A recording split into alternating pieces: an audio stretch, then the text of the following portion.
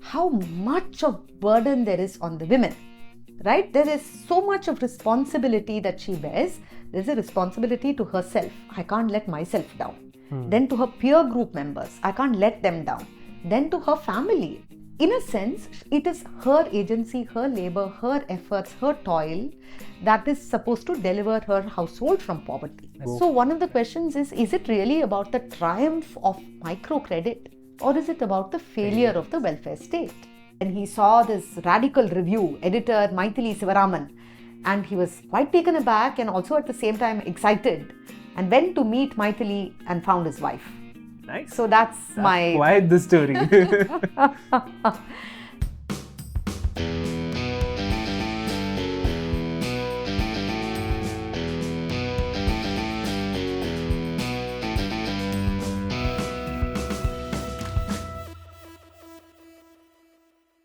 So if I now take things back to your classroom, how is it to be in a humanities department in what is known as a technology institution? What is that experience like?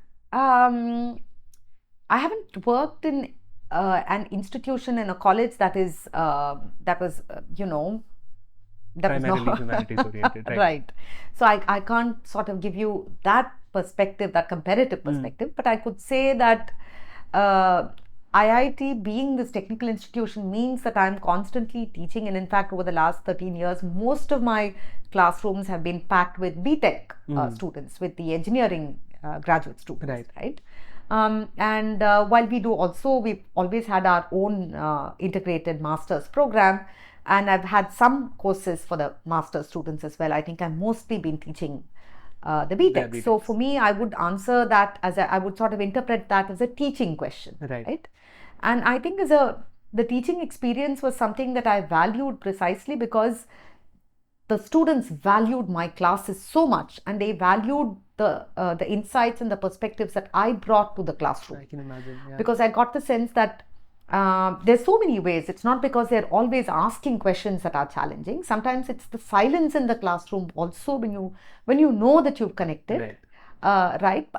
And people are thinking, your students are thinking, and you can see them think because you can see them. You can see it in their eyes. You can see their face turn sadder. You can see their eyes turn reflective, inward, sadder, quieter, right?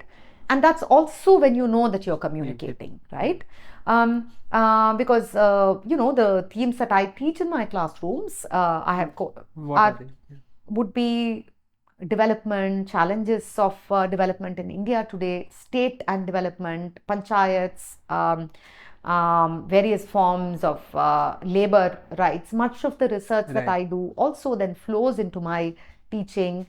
Fundamental concepts in women's studies, etc. Right? And that is very, very new to my students who are BTechs, right? So they only have a limited opportunity to actually do HSS courses, humanities courses. So the sense that there can be a very deep connection, and that this 50-minute classroom connection can mean a great deal to the young people who share that space with me. That feeling is very important to me. Right? And that feeling is perhaps what has kept me going in IIT Madras, kept me going within a university environment, and kept me, alive, even though I'm not as connected to activism outside the university as I would like to be, as I always seem to want to be. So then where do I get my sense of connection from the classroom? And the classroom dynamic is this precisely because my students are really weak. So the value you are able to add is superlative. Especially that language is, I'm not sure that I'm adding superlative value. As compared to I understand, but I would still say it feels like I'm doing something enormously important, and I'm not sure I'm doing that. It's just, So question to you, do you think, how important do you think it is that an engineer or one who is studying in an IIT in a BTech course gets exposure to the humanities? And so again, and this is not just about maybe an IIT question, but how important do you think is for people in the corporate world, in engineering jobs, in medical jobs, to also touch base with things that are not part of their specialization? Immensely important. There you go. I can't overstate it. Immensely important. And I'd be in fact very happy to put together some kind of social sciences 101, right? Fantastic. For doctors, for engineers, for software programmers, for people in the corporate sector. I think I would enjoy doing that very much.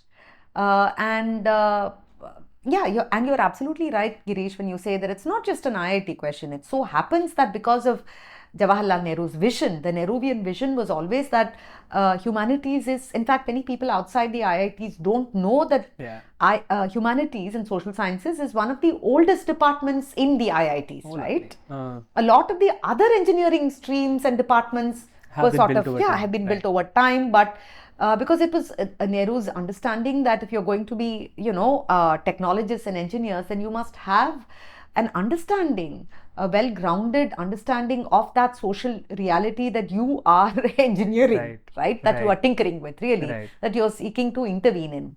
So that's why you really need to understand the social sciences. So there's a little bit of sociology, of development studies, of gender justice, gender studies that must be, I think, a part of everybody's. I think there's this book, Invisible Women, if I'm not wrong. Which is a phenomenal book. I think it talks about, and I don't have the exact detail, but I think that it was only very recently that for crash tests of cars, they used a female mannequin or a female body shaped mannequin. Till then, for the longest time, the only mannequin that was there was shaped like the male body. I see. For car driving, for learning car driving. For checking the crash test. The safety. The safety. Yeah. Okay. So there were so many things like that where. Right. Yeah. Absolutely. The gender lens, you don't actually see it. And everybody has their horror story about this prominent institution that didn't have a bathroom apart from the bathroom for men, right? So the restroom question, because the imagination is that the typical worker is always going to be a male worker. So Speaking of this dynamic, I was curious. As your mother was being a firebrand activist, how did your father take it? How was that dynamic? How was that story? Because I just met him and he seems a wonderful man. So he has always been a sweetheart. Yeah. And he went looking for my mother and he found her. So he returned from the UK, also a very politically progressive young man, and found a journal that my mother was editing, hanging in a tea kada, in some small shop where he was buying newspapers or something, or he was buying some fruit. And then he saw this radical review, editor Maithili Sivaraman, and he was quite taken aback and also at the same time excited, and went to meet Maithili and found his wife. Nice. So that's quite the story. And he's always been the man who's supported my mother. My mother never earned any money. She was a full-time political activist. So he supported my mother financially, but also really making household what it was, like I told you, one that was very welcoming for her comrades and for her friends, because he was also a part of it, right? And it was clearly his presence that was as much of a contribution. And I think I tend to make the story almost always about her, which is really not fair to him and to this rock of support that he was in her life. And he was also a man who stepped back and admired her and let her shine and be the blazing radiant star that she's always been, and watched her really from the shadows without feeling threatened or insecure in any way, but really enjoying that, looking up to her, admiring her. And that's great, isn't it? And I can see that he continues to be supportive of you in many ways. He does, in many ways. When we were setting it up, he was helping, he was engaging. Oh my God, wasn't he? So I can imagine, like, I'm back extrapolating that to see how it would have been. He's always like that, Girish. Absolutely. What was he working as? He was an engineer. Okay. He was an engineer. So he was a mechanical engineer. Okay. And so I think you were sharing with me yesterday that you are now doing some research on your grandmother. Yeah. Can you want to tell us a little bit more about that? So actually it began because I wanted to write a proper political memoir, a book about my mother, right? I'd written, like I told you, a memoir in Tamil, which is Maithili Sivaraman, Magal Parvayil, Comrade Amma, Magal Parvayil, Maithili Sivaraman. So that means comrade mother, a daughter's portrait of Maithili Sivaraman. That's the translation.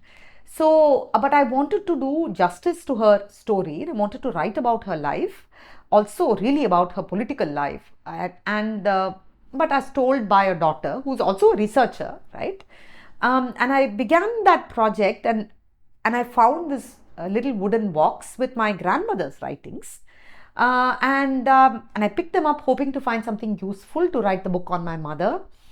And I was completely captured by my grandmother's writings, which was pages and pages of autobiographical narratives, short stories, fictional stories. Well, I say fictional stories. What do I mean by that? Because it's really stories about her life, autobiography, but where she couldn't quite really say this is me, right? But she said it is this young woman Lakshmi, it is this young woman Meena, it is this young woman Kamala. But she also then basically talks about her life through the stories of these young women. So really autofiction, right? Autofiction, and poetry and essays, and all of that. I realized as I began to read that this was a book in itself. This was a book project in itself. And not just because she's the mother of Maithili Sivaraman, but because it's the story of this. She was born in 1911. So it's a story of a young girl coming of age, of childhood and then girlhood in small seaside towns in the Coromandel coast of Madras Presidency in the early 20th century, in the 1910s and then the 1920s. And because her father was really an assistant salt commissioner, he was in the salt and excise department, right? So that's how she was always raised in and living in these coastal areas. Right. And she has this beautiful language in which she captures this aching quality of loneliness, of growing up essentially in a world full of books with a teen mother. Her mother was only about 14 years older than her. Father was almost always away on his camps. So it was her, a little brother, and her mother who was also very lonely. But this mother who then raises her two children by taking them on long walks in the countryside, reading to them, telling them stories. And it's a very, I mean, many parts of it that were very, very moving. Also, a mother who is very fragile. My grandmother's mother, my great grandmother, who was, I suppose, who had a very unhappy marriage. So a mother was dealing with her own sense of melancholy, right? So that mood, I thought, was captured so beautifully, so hauntingly in my grandmother's writing. And then, of course, she takes us through different phases of her life when she's, a young girl with dreams of meeting the right man in her life. Is he going to be Darcy or is he going to be Sri Rama? Won't have anyone less than Darcy or Sri Rama, right? And then the story of her marriage, which she tells us not through her first person voice, because there are parts of it that she cannot bear to tell us directly, but she tells us through Meena's story and Lakshmi's story. So then all of this became part of my book project, which is really the story of her life and times, and of the many ways in which it is possible to recover the story of a woman who keeps insisting that she's absolutely ordinary because she's only a housewife and she's really done nothing with her life. She's except raising 5 children and looking after all the cows in the shed and looking after her own ailing parents and somehow trying to survive her hostile husband, right? All of that. But really, as I say it, as I bring it together, I hope to show that it's quite an extraordinary woman and it's quite an extraordinary story. So that really has been another project that has been very close to my heart, and that's what I've been working on as a book, and it's done. It's done? It's done. It's done. done. Fantastic. So yeah, it's done. It's with the publisher now, and I'm hopefully will be getting feedback on whatever is the title. And yeah, the title is A Woman of No Consequence, because that's what she calls herself. She thought of herself. Okay. Woman of absolutely no consequence. Why must I write? She says in 1949. Why should I write about who am I? But I have a story to tell. And then, it begins. Therefore, I have a story to tell. Nice. So that's my. That's hopefully going to be the next book that I produce. And the first one was again on your earlier Yes, research. The first one was on my PhD research and then a lot of follow-up research that I did. The PhD was only Tamil Nadu, but my book is really about microfinance and the neoliberal state in India. So it's also about the story of SHGs all over India, and it's the story of women and the state. So it's really about a neoliberal state and women. And it's that relationship as seen through the lens of microcredit and women's self-help groups. Can you tell us a little? I know we're going back to an earlier part of the conversation, but I would love to hear this in more detail. Absolutely. So I think one thing was puzzling out this notion of how do we read this microcredit phenomenon at all, right? It's exploded globally, and in India it's really taken off in a big way since the early 1990s. So much so that it's really a ubiquitous part of the social sector landscape. Right. So how do we explain this, and how do we locate it in its times? Right? Where did it begin, if I may? Like the one model that I think most people would know is Muhammad Yunus and Grameen. Absolutely. But what is less known is the fact that the self-help groups that we've had in India have differed in some fundamental respects from Yunus's Grameen Bank model of microfinance. Okay. So then we have the organization called, the NGO called MyRADA, right? And the NABARD in collaboration, the National Bank for Agriculture and Rural Development, to thank for sort of innovating this model by which the woman herself, the end user, has complete control over the money that she saves and the amount of loans that she gives. So it's basically this group of 20 women who make the decisions, unlike the Grameen model, where it's the microfinance institution, which is like a private finance institution that decides what will be the rate of interest on a loan, how much each woman will get by way of a loan, or in how many months a loan should be repaid. So what we call the terms of loans, right? Whereas here within the SHG model, the bank is just where you park your money, right? Okay. And you open an account in the bank, and you don't even really park your money there. You just open an account, and then your money is constantly in circulation. Moving, right. So you would, the women would deposit their money, say Monday, and take it out Tuesday. But the rules and the terms are all internally decided by women. So they are actually user-owned, user-controlled, and user-managed. Fascinating. Okay. So these decisions, rate of interest, and also duration of a loan, 5 months, 10 months, 1 year, longer. Also, what do we do if it's a period of bad rains, bad harvest? Do we say nobody needs to repay loans for the next 2 months? Well, we can, because it's our money after all. What do we do if so-and-so has lost her husband, but she is in the middle of repaying a loan? Then we'll say we give her a loan moratorium of, say, 3 months, right? Whereas the MFI model, Grameen Bank model, and then later there are also private MFIs in India, by the way, and they've in fact grown rapidly over the last 15, 20 years now. That has got a lot of flack for what they call their policy of nil tolerance. Okay. So no matter what happens, what crisis, your cow dies, husband dies, we don't care. You put the money on the table. Every month we must get our installment back, right? And that's something that can lead to suicides as well in its more extreme manifestations, but even routine humiliation of borrowers, verbal humiliation, because this thing about debt, dignity is so central to it, no? And in all our languages, right, we have Tamil, Malayalam, Hindi, we have these words for people who can't honor their debt, right? And the fact that if you're true, then you must absolutely be able to repay the loan that you've taken. So all of that is a way of shaming, deeply shaming and wounding people, and in the interest of loan recovery for a private financial institution, right? So the SHG model now, of course, and see, this is the fascinating thing about SHGs, that in some cases women have known to be very harsh to other women. Right.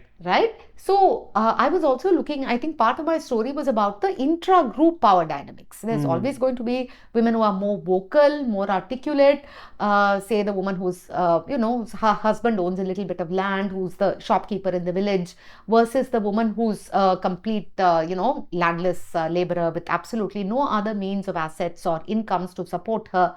And it's interesting that women would often use these identities to decide who was credit worthy or not within a group. Okay. So when discussing whether a loan should be given to a particular woman, they would say, oh, her husband is a drunkard. we can't, she's asking for 5,000, give her 2,000. Or this one is a mother of earning adult sons. You can give her 5,000. And this one is a vagabond's wife. So how is she going to be able to repay social them? ostracization happens. All of that. And also women using these kinship-based identities, right? You would think that the purpose would be for women to also recognize each other as independent actors, right? But women would also not based on kin-based identities. But why would you think that? Well, you would want that because, interestingly, because it's the argument that women use when they approach the bank. So when the bank says, remember when I had earlier told you, when the bank says we want our old loan returned that your father-in-law took, your husband took, then the women say to the bank, but treat us as credit-worthy agents in our own right. We are not so-and-so's daughters and wives and mothers, right? But when it comes to their own internal micro-capital, then women turn the banker's gaze on each other. So what I was doing in my book, in fact, I have a chapter in which I talk about this and I call it learning to see like the bank, right? So they learn to wear the lens of the banker and they learn to identify potential defaulters or those who could potentially, just delay a loan repayment. And they often use those terms of creditworthiness, not deserving enough, not worthy enough, not having capacity. It becomes a capacity discourse, a language of who has capacity, who can pay, who can't pay, right? And it can be a fairly ruthless language, right? In which women who are sometimes single mothers, unsupported by male incomes, raising young children, likely to be amongst the most vulnerable in the group, are also seen as the least creditworthy. Or older women are just, living alone again, grazing two goats, least creditworthy, right? So then the banker's lens, or let's say the lens of the world of finance, gets internalized by the women and turned on each other. And I was trying to capture those intra-group power dynamics in my book. But also, Girish, I was trying to say that it's not only one way because women are also pushing back against it. So if, say, the leaders of the group, there's a president, secretary, treasurer, were looking at two women and saying, you're not really creditworthy because you don't have capacity, they would turn back, these two women would turn back to the leaders and say, it's not about capacity, it's about power, and you have power and I don't have power, and that's why you won't give me my loan. Right. So they would push back against this capacity language by using the language of power play, Adigar. Right. To say that it's not because I have no capacity, it's because I have no power. It's not because you have capacity, what you have is power. Right. So then I was trying to say activism. Justice claims, right? And then the question of who is deserving of what is very fraught in these discussions, right? So that's that internal tension, that dynamic that I was trying to capture. And at the same time, another version of the same battle would be fought with the bankers. Right? In which the group would then band together as a collective to tell the banker that we are going to push back against you, and they also push back against the banker. Of course, In fact, they would be quite vocal in some groups, and they would say that, who are you to ask me who my father is and my husband is? That's not your business. Right? You just look at whether I'm going to repay your loan. Don't poke your nose into business that doesn't concern you. Be quite fierce. And would these bankers be predominantly male, or would they be always men? Always men. They were always men. So that power dynamic is also interesting because the women would be from, could be from the most backward castes, could be from scheduled castes, could be Dalit women. Bankers would be mostly men from urban, semi-urban areas of more dominant castes. So that dynamic is always there, and that's also the flashpoint of tension within the groups. And the women would also say that, for instance, Dalit women's SAGs would feel that some bankers are also do this caste profiling, no? So they would say that this man says your groups are always like this. You women are, I know he means my caste. Right. So that was also part of the dynamic. And so capturing all that was part of the way I was telling the story about SAGs and the state. Now, how does the state come into the picture? State comes into the picture in two different ways. One is that it's increasingly a neoliberal state, right? Where the market is extremely important. And whatever good quality of life you want, whether you want water, you want education, you want healthcare, you pay for it, right? And the SHGs, in a sense, enable that woman to take out the loan to pay for her child's college education or her school education, right? So, in a way, the question I was also asking in my book is that women, what is so central to this logic of SHGs is how much of burden there is on the women, right? There is so much of responsibility that she bears. There's a responsibility to herself. I can't let myself down. Then to her peer group members, I can't let them down. Then to her family, I must somehow manage to get the loan and then repay the loan so that I'm able to put my child through college, so that I'm able to buy whatever the household needs. So there is this relentless responsibilizing, right? So she is this responsible agent. And in a sense, it is her agency, her labor, her efforts, her toil that is supposed to deliver her household from poverty. Right. And so the question is then, why is it her burden? Why is she this? Why do you, I mean, what about what is it the state must do for her? Right? What must other actors do for her? And therefore, that question, therefore, turns the focus back on the state and says it's rather convenient that you are focusing on this empowered woman, this woman with economic agency at this moment in the life of the state, in which you are washing your hands off people and saying, boss, you want education, you pay for it. You want healthcare, you pay for it. Otherwise, I'll give you services, but really terrible services. I have documented cases in which a woman who used a 10,000 rupee loan in order to get a hysterectomy surgery done, because she was bleeding very often and she needed the surgery. She didn't want to get it in the government hospital. So she had to get it in the private hospital because of the quality of care issues, right? So then that's also how the government, is. So, and that's where the loans are going. So the loans are going for really things that it shouldn't have to go. So one of the questions is it really about the triumph of microcredit, or is it about the failure of the welfare state? Right. And that's the question that I was trying to ask by bringing the state into the picture as a key actor. But Girish, there's one more part of the story, which is that women are also often turning to the state as a possible ally when they face hostile men in their families, or they face hostile upper caste oppressors. Right? Then the state becomes a figurehead. It becomes an important institutional contact. Right? It's somebody, knowing the collector is important, knowing the DRDA, knowing the BDO, knowing the revenue officer, knowing the banker, all of which all these become valuable contacts, and you're able to leverage these contacts in order to protect yourself from your immediate oppressor. And your immediate oppressor can be somebody in your neighborhood, in your caste group, within your own family. Right. And then you then invoke the power and authority of somebody more powerful in order to protect you, in order to frighten your enemy, your adversary. And women were doing that very skillfully. So somebody reading my book at some parts might say, but why do women even need the state? Why can't they tell the state to get lost? Look at these how corrupt the BDO is, and how unaccountable the banker is, and how long they make the women wait. But the women do need the state today, because it's not as if civil society is, pretty looking either. Right? So that's also that nuance in the story that I was trying to bring in through my book. It's a very rich tapestry of action. Just two follow-ups on this. First is when you said the nil default idea, I understand the narrative behind that is to say, especially in microfinance, if you have some default and if people are able to see that you're okay with it, then you will have your recovery rate either at 99%, and that can very quickly devolve to a very low number, and that's hard for the bank to recover from. It was seen during demonetization, it was seen during COVID. I think that's if I look at it institutionally, the fear, no? But how would you think about that from a bank's point of view?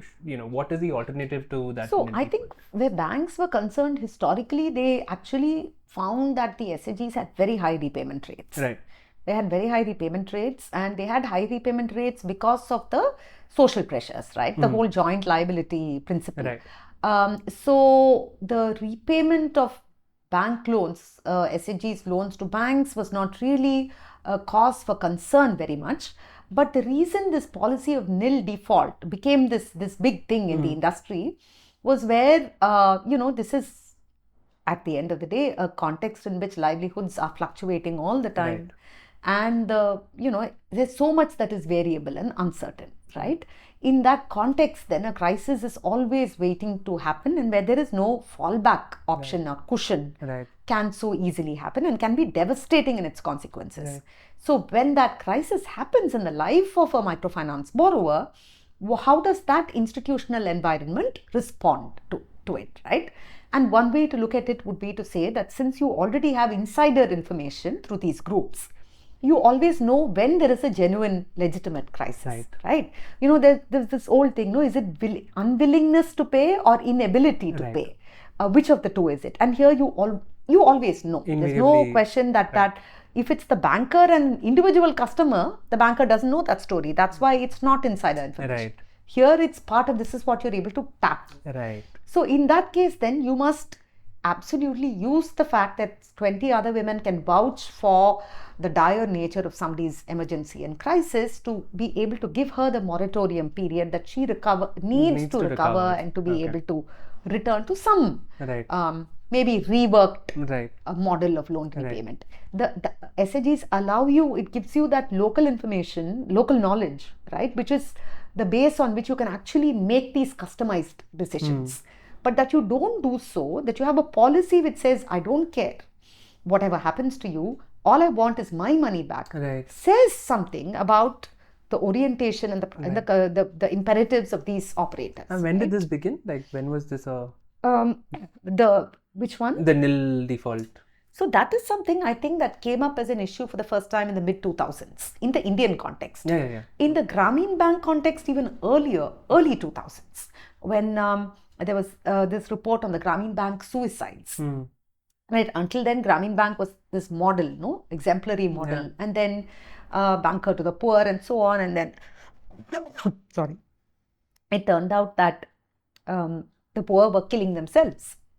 One more question that I had on the, just on your research, why is it important for women to have economic agency? In the sense of, if I look at the story that one usually hears about a typical rural life, ideally you didn't need money to survive, right?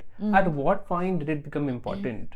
Like, if you grow your own food and you are taking care of all your needs yourself, what is that point where money is suddenly required? And was it required, or is it a result of the neoliberal economy that we are in? But I think even earlier, I think even under colonial times, when there was this conversion of food crops to cash cropping in many parts of India, and that was because it was cash crops that could be exported, right? So then to get farmers to grow the kind of crop that would not necessarily feed their own hunger or would contribute to local food self-sufficiency, but could then be exported to a market abroad, right? And so that conversion, I think, would one could say for India must have happened, and certainly did happen under the British. So that was part of colonialism. The kind of taxes that were imposed were also those that, forced you to become part of this increasingly monetized economy, in which earlier cultures of ecologically rooted cultivation of absolutely essential food crops and so on really took a backseat. Okay. So I would think that is a. But then to return to your question of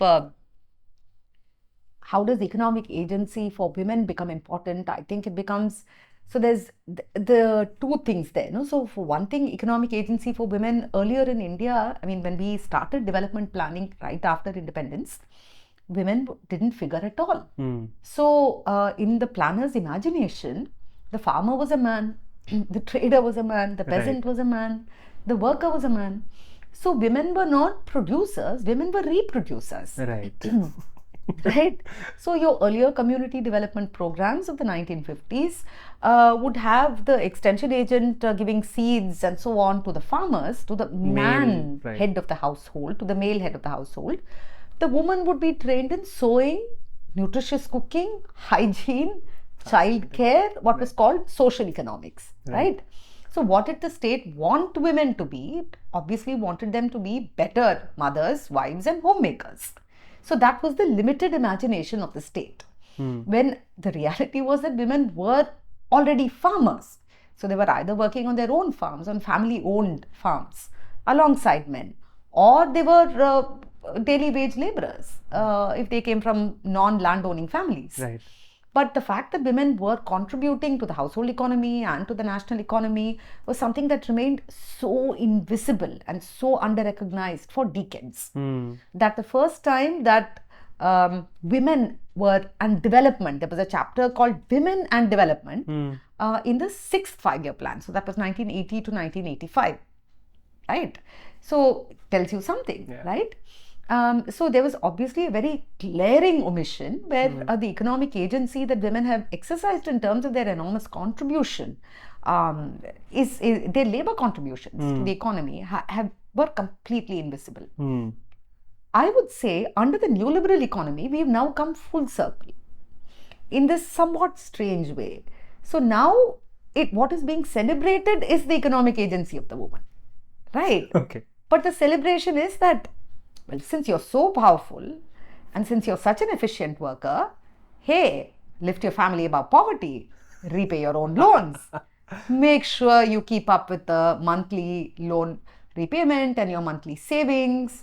You are the empowered working woman, aren't you? Right?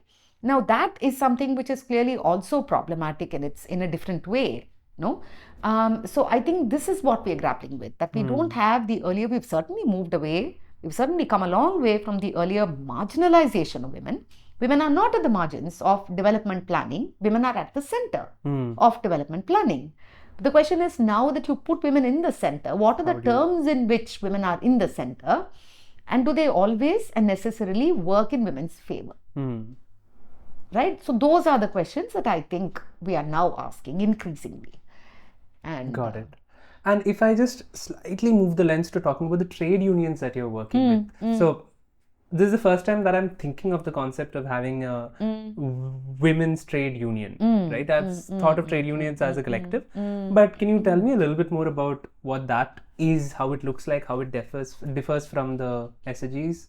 So yeah, well, the trade union is really where it is the organization that foregrounds the worker identity of the person. Correct. Right? So Tamil Nadu, Kerala, so many other states have had trade unions where the conventional notion of the trade union was once again the industrial worker who was a factory worker imagined to be a male worker. Exactly. In many cases was also probably a male worker, right?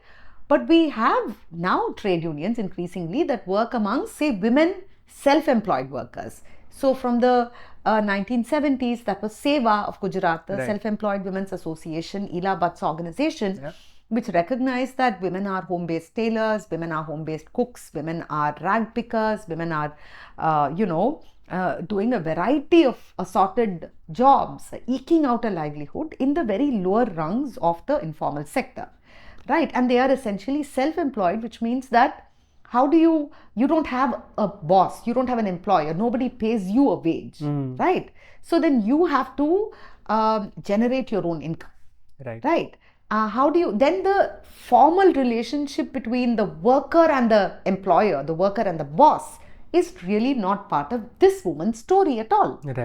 Right. And how do you then mobilize her? How do you organize her? How do you bring her into a union and build that union on the basis of a set of demands that makes sense for her as a self-employed worker, right?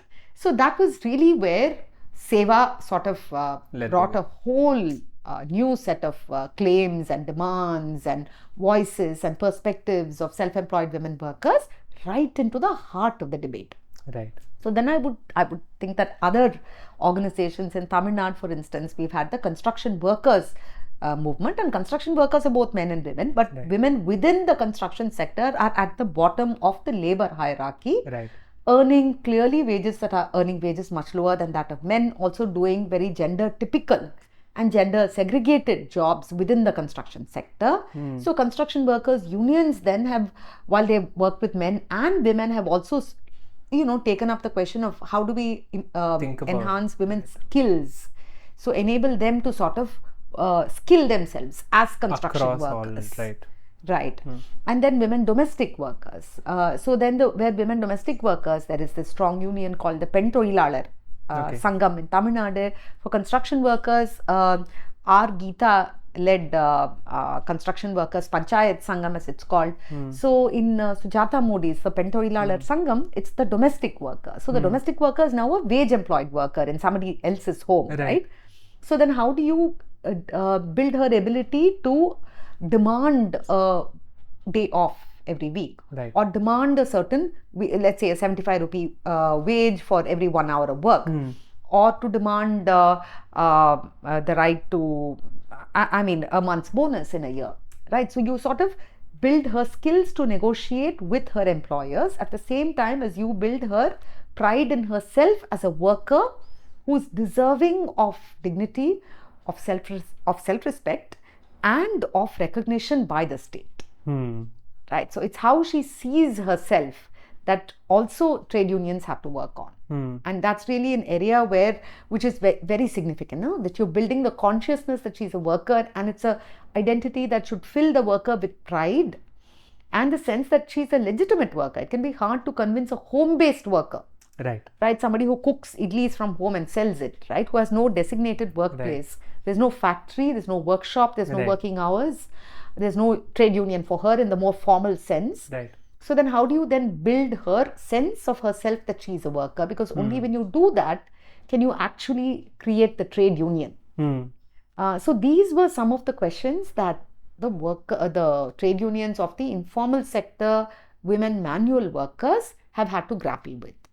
Got it. And it's, that was the other part of my research. And one last question on that, in that direction, and it's a case study. If I look at it, one of the most common experiences that anyone would have among the listeners would be they would have a domestic worker at home, right?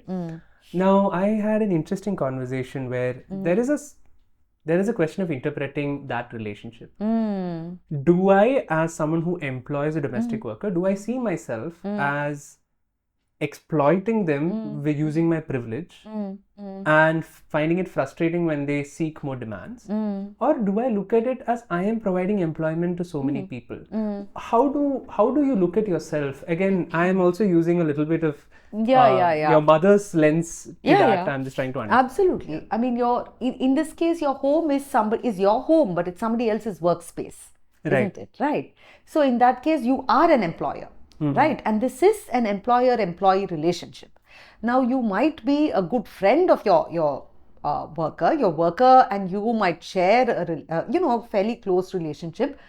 Whatever that be, you have to pay her a decent wage. Right, and you don't have to say. I mean, you don't have to think of it as you're necessarily exploiting a worker unless you're a terrible employer. Right, but if you respect her dignity and you pay her a good wage and you treat her well, then I see no reason why you should, all the time ask yourself if you're exploiting a worker, right? Because if you remember what happened during COVID was when domestic workers were laid off, right, and could not enter their employers' homes.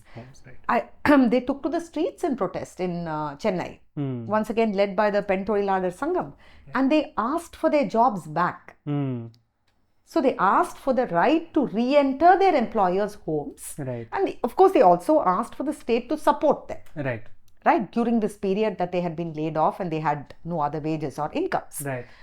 So I would think, therefore, for the domestic worker, from her point of view, losing that job is not an option. Right, because if you are going to feel extremely conscientious and if you think that, I mustn't exploit a worker, and you don't employ a worker, well, then there's a worker who's not being employed. On the other hand, you could be a reasonable employer, or you could be a kind employer, or you could be a fair employer. But you must recognize that your home is somebody's workplace here, and that you are an employer, and you must treat that worker with dignity, right? So, I mean, this is just a perspective, because that's really what the workers are also, they're asking for jobs. Right. They're not asking to be laid off, because really, what is the option for them? No, so they're asking for employment, they're asking for decent wages, they're asking for dignity, and they're asking for a day off in a week, etc. So, all right. And so this is a question that I ask all the guests. Right. If a genie were to appear and give you 3 wishes, right, what would you wish for?